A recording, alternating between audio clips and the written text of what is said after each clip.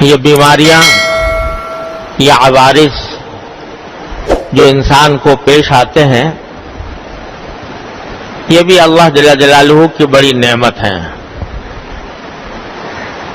بندہ کمزور ہے، اس وجہ سے بیماری کی تکلیف کو برداشت کرنا اس کے لیے مشکل ہوتا ہے، لیکن حقیقت میں اللہ جل جلالہ کی طرف سے یہ بھی ایک نعمت ہے. اول تو اس لیے کہ حدیث میں رسول کریم سرور دو عالم صلی اللہ علیہ وسلم کا ارشاد ہے کہ انسان کو جو کوئی تکلیف پہنچتی ہے، چھوٹی ہو یا بڑی ہو، یہاں تک کہ اگر کوئی فکر اور تشویش انسان کو لاحق ہوتی ہے، اس پر بھی اللہ تعالی کی طرف سے اجر و ثواب ہے،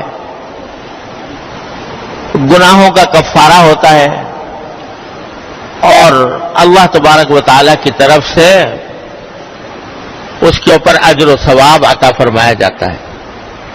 کانٹا بھی اگر چبھ جائے،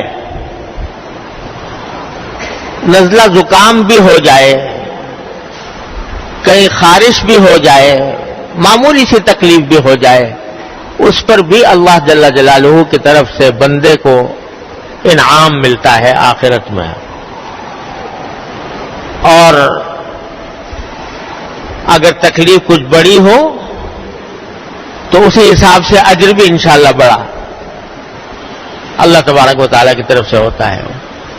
لہذا ایک تو بیماری اور تکلیفیں اللہ جل جلالہ کا انعام ہے بحیثیت اس کے کہ انسان کی آخرت کے لیے فائدہ مند ہے، بشرطے کہ انسان یہ سمجھے کہ اللہ جل جلالہ کا ہر فیصلہ برحق ہے، اس کے ہر فیصلے پر راضی رہے، تکلیف دور کرنے کی دعا بھی مانگے، لیکن ساتھ ہی جب تک ہے اس وقت تک اللہ تعالیٰ کی مشیت پر، اس کے فیصلے پر راضی رہے.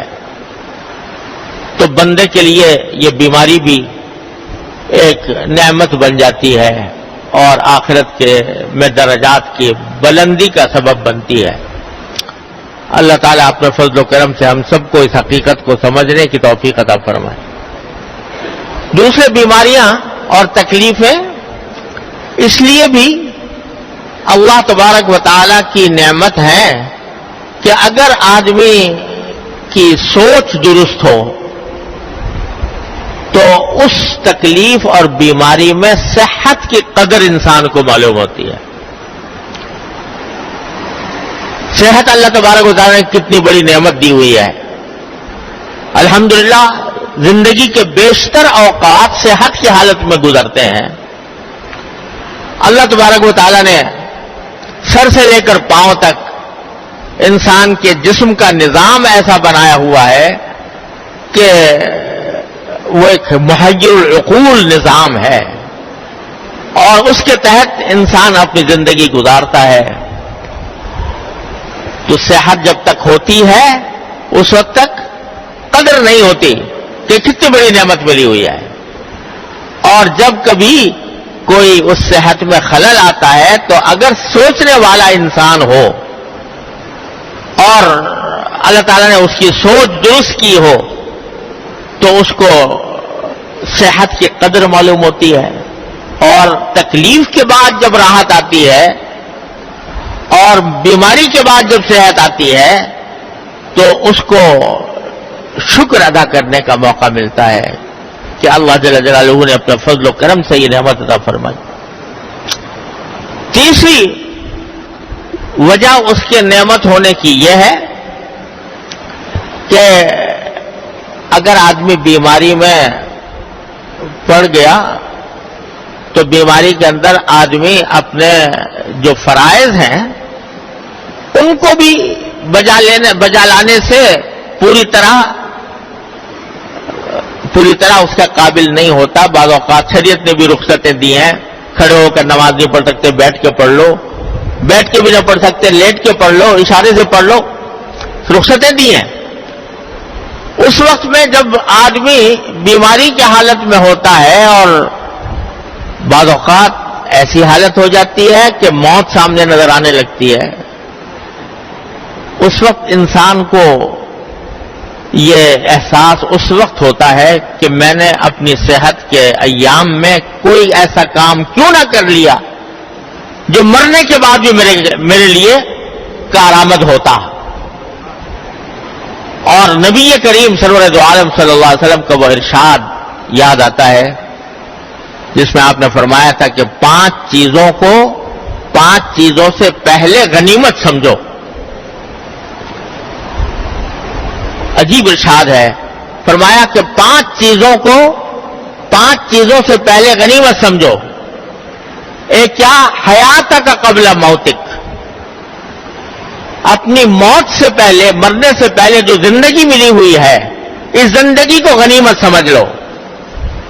جو کچھ کرنا ہے اسی زندگی میں کرنا ہے، آخرت میں عذاب اور ثواب، جنت اور جہنم، اس کا فیصلہ جو کچھ ہوگا وہ اسی زندگی سے ہوگا۔ اس زندگی کو اگر ٹھیک گزار لیا تو انشاءاللہ آخرت کی ابدی راحتیں ہیں، ابدی نعمتیں ہیں، اور اگر خدا نہ کرے اس زندگی کو غلط طریقے سے گزارا تو مرنے کے بعد پھر حسرت جو ہوگی وہ حسرت ایسی ہوگی کہ اس کا کوئی مداوع نہیں ہوگا۔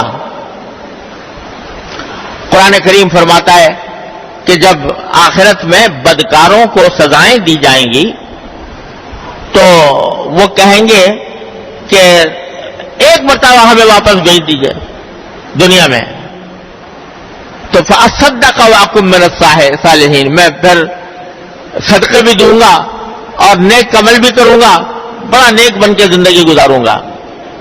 لیکن اس کے بعد موقع ختم ہو چکا ہوگا۔ وَلَن يُؤَخِّرَ اللَّهُ نَفْسًا إِذَا جَاءَ أَجَلُهَا، جب وقت آ جاتا ہے تو پھر اللہ تعالیٰ اس کے اندر تاخیر نہیں فرماتے۔ بہت لمبی عمر ہے اللہ تعالیٰ نے دی ہوئی ہے۔ اولم نعمرکم ما یتذکر فیہ من تذکر، کیا تمہیں ہم نے وہ اتنی عمر نہیں دی تھی کہ اگر کوئی نصیحت حاصل کرنا چاہتا تو نصیحت حاصل کر لیتا؟ تم نے اس کو گنوا دیا۔ تو مرنے کے بعد زندگی واپس نہیں لوٹ سکتی، اور لوٹ نہیں سکتی تو جو اعمال زندگی کے اندر کیے جا سکتے ہیں ان کا دروازہ بند ہو جاتا ہے۔ تو جب تک موت نہیں آئی، زندگی کی نعمت سے تم بہرہ اندوز ہو رہے ہو، تو اس وقت تک حیات کو، زندگی کو غنیمت سمجھو۔ اس کا ایک ایک لمحہ قیمتی ہے، اس کا ایک ایک لمحہ انسان کے لیے آخرت کی ابدی زندگی کے جاویدانی راحتوں کا ذریعہ بن سکتا ہے۔ اس کی کوشش کرو کہ لمحہ، زندگی کا لمحات زندگی ضائع نہ ہو۔ زندگی کو غنیمت سمجھو موت سے پہلے۔ اور اسی لیے حدیث میں رسول کریم صلی اللہ علیہ وسلم نے موت کی تمنا کرنے سے منع فرمایا کہ موت کی تمنا نہ کرو۔ کیوں؟ اس لیے کہ موت کے بعد تو دروازہ بند ہو جائے گا اعمال کا۔ اللہ تعالیٰ نے جو نعمت دے رکھی ہے اس کو جب تک ہے وہ نعمت ہے، وہ ایک اللہ تبارک و تعالیٰ کی طرف سے تمہارے لیے راستہ کھلا ہوا ہے اپنے لیے جنت کمانے کا۔ تو اس واسطے تمنا نہ کرو موت کی۔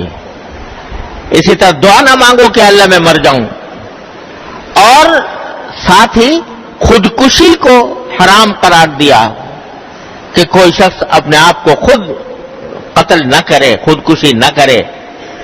کیوں؟ اس لیے کہ اللہ کی دی ہوئی نعمت کا یہ کفران ہے، ناشکری ہے۔ تو اس لیے فرمایا کہ مرنے سے پہلے زندگی کو غنیمت سمجھو، اور صحتک قبل سقمک، بیماری سے پہلے صحت کو غنیمت سمجھو۔ جب بیماری آ جائے گی تو قوت نہیں رہے گی، طاقت نہیں رہے گی، کوئی کام کرنا چاہو گے بھی تو نہیں ہو پائے گا۔ صحت ہے تو اس میں تم عبادت تم کر سکتے ہو، اللہ تعالیٰ کی طرف رجوع تم کر سکتے ہو، صدقے تم کر سکتے ہو، خیرات تم کر سکتے ہو، اپنے لیے नेकियों के ढेर तुम जमा कर सकते हो, बीमारी आ जाएगी तो फिर कुछ भी नहीं कर सकोगे। लिहाजा सेहत का कब्ल सकमिक, और फिर बीमारी के अंदर अगर आदमी उस वक्त में हसरत हो कि अल्लाह मैंने इतनी उम्र गुजार दी, उसके अंदर मैंने कुछ ना किया, तो वो उस हसरत का कोई इलाज मुमकिन नहीं होगा बीमारी के बाद। तो यह अल्लाह तबारक व तआला की तरफ से ये बीमारी जो है तुम्हें याद दिलाती है। तो उस वजह से जब दोबारा सेहत आए तो कम से कम उस कदर पहचान लो, अगर पहले नहीं पहचानी थी तो अब पहचान लो। मेरे वालिद माजिद क़द्दसल्लाहु तआला सिर्रहू हज़रत मौलाना मुफ्ती मोहम्मद शफी साहब रहमतुल्लाह अलैह किसी बुजुर्ग का ख्वाब या मुकाशफा नकल करते थे कि एक मर्तबा किसी शख्स ने ख्वाब में देखा मलकुल मौत को, जो फरिश्ता जो रूह कब्ज करता है इंसान की, उसको ख्वाब में देखा और उससे पूछा कि आप सब लोगों की रूहें कब्ज करते हैं, तो आप अचानक किसी के पास पहुंच जाते हैं। दुनिया का कायदा यह है कि जब कोई किसी को सजा देनी हो या कोई, तो उसको पहले नोटिस दिया जाता है, खबरदार किया जाता है, फिर उस नोटिस के जरिए आदमी मुतनब्बे हो जाता है। आप अचानक पहुंच जाते हो बगैर कोई नोटिस दिए हुए। तो मलकुल मौत ने जवाब दिया कि बंदे खुदा, मैं तो इतने नोटिस भेजता हूं कि दुनिया में कोई भी इतने नोटिस न भेजता होगा, ये क्या लेकिन इसका क्या करूं कि कोई नोटिसों का नोटिस नहीं लेता। नोटिस इस तरह भेजता हूं कि तुम्हें बुखार आता है तो मेरा नोटिस होता है, तुम्हें कोई बीमारी आती है तो मेरा नोटिस होता है, तुम्हारे यहां औलाद पैदा होती है, बच्चा पोता पैदा होता है तो मेरा नोटिस होता है कि देखो ये पोता पैदा हो गया, अब बड़े मियां तुम अपनी जगह खाली करो, खाली करने का वक्त आ गया। तो तुम्हारे सफेद बाल आते हैं तो मेरा नोटिस होता है, तुम्हारे कुआ के अंदर जब कमजोरी आती है तो मेरा नोटिस होता है कि देखो मैं अब आने वाला हूं, करीब आ रहा हूं, मैं करीब आ गया है मेरे आने का वक्त, इतना नोटिस देता हूं तुम्हें। तो वो नोटिस, ये जो बीमारी आती है, ये दरहकीकत नोटिस है अल्लाह तबारक व तआला की तरफ से कि जाने का वक्त करीब आ रहा है। तो अब जो भी वक्त मिल जाए, जो सेहत के लम्हात मुयस्सर आ जाए, उसको अल्लाह तबारक व तआला की फरमा बरदारी में, अल्लाह तबारक व तआला के अहकाम के मुताबिक जिंदगी गुजारने में सर्फ करो। तो सेहत का कब्ल सकमिक, बीमारी आने से पहले सेहत को गनीमत समझो और उसको सही मसरफ में इस्तेमाल करने की कोशिश करो। उस जो कुव्वत अल्लाह ताला ने अता फरमाई है उसको अल्लाह तबारक व तआला की मर्जियात में इस्तेमाल करो। और फरमाए व फराग का कब्ल शुगलिक, अगर फरागत के औकात मुयस्सर हैं तो मशगूल होने से पहले उनको गनीमत समझो। हर इंसान जो है उसको कोई ना कोई मशगूलियत लायक होती है, खासतौर से आदमी कमाता है तो कहीं मुलाजमत में लगा हुआ है, कहीं तिजारत में लगा हुआ है, कहीं ज़राअत में लगा हुआ है। मशगूलियात में आदमी मसरूफ रहता है, लेकिन इन्हीं मशगूलियात के दौरान कुछ वक्त फरागत का भी मिलता है जिसमें कोई मशगूलियत नहीं है। तो फरमाया कि उस फरागत के वक्त को मशगूलियत से पहले, मशगूलियत आने से पहले गनीमत समझो कि ये फरागत का वक्त मिला है, तो इस फरागत के वक्त को मैं आखिरत की बेहतरी के लिए इस्तेमाल कर लूं। इस फरागत के वक्त में अल्लाह को याद कर लूं, नबी करीम सल्लल्लाहु अलैहि वसल्लम पर दुरूद और सलाम भेज दूं। इस फरागत के वक्त को मैं सदका खैरात में खर्च कर लूं, कुरान करीम की तिलावत में खर्च कर लूं, अल्लाह ताला के जिक्र में खर्च कर लूं। तो इस फरागत के वक्त को गनीमत समझो, क्योंकि जब मशगूली आ जाएगी तो सुबह से लेकर शाम तक तुम मसरूफ रहोगे। उसमें अगर कोई करना भी चाहोगे इबादत, तो मशगूलियात तुम्हें उसकी इजाजत नहीं देंगी। तो फराग का कब्ल शुगलिक, مشغول ہونے سے پہلے فراغت کو غنیمت سمجھو. اور فرمایا وَشَبَابَكَ قَبْلَ حَرَمِكَ، جوانی کو بڑھاپے سے پہلے غنیمت سمجھو. جب تک جوان ہو تو وہ ساتھ دے رہے ہیں، جوانی کے اندر بڑی سے بڑی مہمات تم سر کر لیتے ہو، اللہ تعالیٰ نے طاقت دے رکھی ہے. جب بڑھاپا آ جائے گا تو نہ منہ میں دانت نہ پیٹ میں آنت، یہ حالت پہنچ جائے گی، دوسروں کے محتاج ہو کر رہ جاؤ گے. اور اگر کوئی عمل کرنا بھی چاہو گے تو کر نہیں سکو گے. تو بڑھاپے کے آنے سے پہلے جوانی کے وقت کو غنیمت سمجھو. تو جوانی کے اندر اللہ تبارک و تعالیٰ کی عبادت کی طرف متوجہ ہونا، گناہوں سے پرہیز کرنا، یہ ہے کام ایک مومن کا. بڑھاپے آنے کے بعد تو آدمی کے وہی جواب دے گئے، تو اس وقت اگر گناہوں سے بچ گیا تو کون سا تیر مار لیا. در جوانی توبہ کردن سوائے پیغمبریس، وقت پیری گرگ ظالم بھی شود پرہیزگار. کہ جب بڑھاپا آتا ہے تو کہتے ہیں بھیڑیا بھی پرہیزگار بن جاتا ہے. کیوں؟ اس لیے کہ طاقت ہی نہیں رہی کسی کے اوپر حملہ کرنے کی، تو اس واسطے وہ بھی پرہیزگار ہو گیا. لیکن جوانی میں توبہ کرنا یہ ہے پیغمبروں کا شیوا. جیسے حضرت یوسف علیہ السلام کہ بھرپور جوانی ہے اور گناہ کا داعیہ نہ صرف یہ کہ موجود ہے بلکہ دعوت دے رہا ہے، مگر اللہ کے خوف کی وجہ سے فرماتے ہیں کہ انہ ربی احسن مثوائے. تو یہ ہے جوانی کے اندر آدمی گناہوں سے پرہیز کرے اور جوانی کے لمحات کو اللہ تعالیٰ کی عبادت میں، اللہ تعالیٰ کی طرف رجوع میں، ذکر میں استعمال کرے. تو شبابک قبل حرمک، تو جوانی کو بڑھاپے سے پہلے. اور فرمایا وغناک قبل فقرک، اگر کچھ پیسے میسر ہیں، دولت ہے، تو اس دولت کو فقر و فاقہ آنے سے پہلے غنیمت سمجھو. یہ نہ سمجھو کہ دولت ہمیشہ رہے گی. یہ تو اللہ تبارک و تعالیٰ کا فیصلہ ہے کس کو کتنا دیتا ہے اور کب تک دیتا ہے. یہ روپیہ پیسہ آنے جانے والی چیز ہے، کبھی آ گیا کبھی چلا گیا. تو اگر موجود ہے اور تمہارے پاس گنجائش ہے تو اس فقر کے آنے سے پہلے اس کو غنیمت سمجھو. اور غنیمت سمجھنے کے معنی یہ ہے کہ اس پیسے کو، اس دولت کو ایسے کاموں میں صرف کر دو کہ جو اللہ تعالیٰ کو راضی کرنے والے ہوں، جس کے ذریعے تمہارا بیلنس وہاں پر جا کر اکٹھا ہو جائے آخرت میں. حدیث میں فرمایا کہ ابن آدم جو ہے، آدم کا بیٹا، وہ کہتا ہے مالی مالی، یہ میرا مال ہے، یہ میرا مال ہے. لیکن فرمایا جو کچھ مال ہے تیرا، حلک الا ما اکلت فافنیت او لبست فابلیت او تصدقت فامضیت.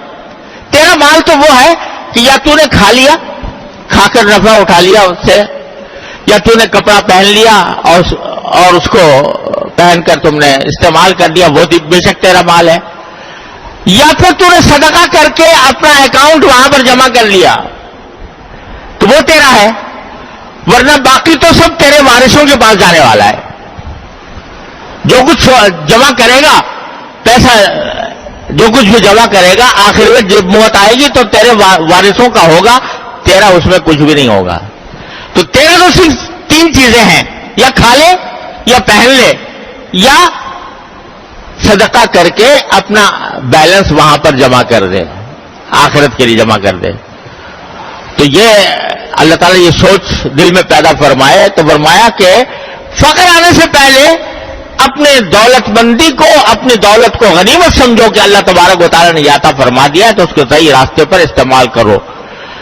ایک اور حدیث میں رسول کریم صلی اللہ علیہ وسلم نے فرمایا کہ ارے اللہ کے بندو، صدقہ بہترین وہ ہے کہ تم صحت کی حالت میں کرو، اس حالت میں کرو جبکہ مال کی محبت بھی تمہارے دل میں ہے، لیکن اس کے باوجود تم صدقہ کر رہے ہو، اللہ تعالیٰ کے راستے میں خرچ کر رہے ہو، غریبوں کی امداد کر رہے ہو مثلا، یا صدقہ جاریہ کوئی کر رہے ہو تو وہ بہترین صدقہ ہے.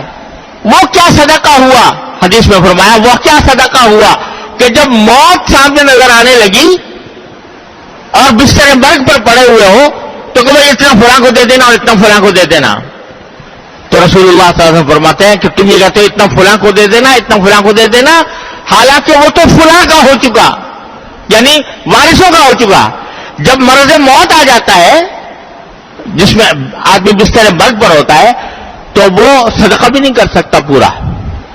1/3 کی حد تک اگر کوئی وصیت کرے تو کر سکتا ہے، باقی 2/3 کے اندر کچھ نہیں کر سکتا، وہ اس کے وارثوں کا ہو چکا. تو فرمایا تم کہہ رہے ہو فلاں کو دے دینا فلاں کو دے دینا، حالانکہ وہ تو تیسرے فلاں کا ہو چکا، یعنی وارثوں کا ہو چکا، تو پھر کچھ بھی نہیں کر سکو گے. تو غنا کا قبل فقرک. تو خلاصہ اس پوری حدیث مبارک کا یہ ہے کہ انسان کی اپنی زندگی میں اللہ تبارک و تعالیٰ اس کو مواقع عطا فرماتے ہیں، اس بات کے مواقع عطا فرماتے ہیں کہ وہ اپنی زندگی کو اللہ تعالیٰ کی رضا میں خرچ کر لے، اس کو غنیمت سمجھ کر اس کو آدمی اطمینان کے ساتھ اللہ تعالیٰ کی رضا کے مطابق انجام دے گا تو انشاءاللہ آخرت میں اس کے لیے بہترین راحت کی، آرام کی ابدی زندگی ہوگی. اور اگر اس کو ضائع کر دیا تو اللہ بچائے، اللہ تعالیٰ ہر مسلمان کو بچائے، وہ ابدی تکلیفوں کا، ابدی عذاب کا راستہ ہے. یہ میں نے شروع میں سورہ بلد تلاوت کی تھی اور خیال تھا کہ اس کی کوئی تفسیر انشاءاللہ عرض کروں گا، لیکن یہ بات دوسری طرف چلی گئی. لیکن اتفاق سے یہ سورہ بلد جو میں نے تلاوت کی ہے اس کا مرکزی مفہوم بھی ہے.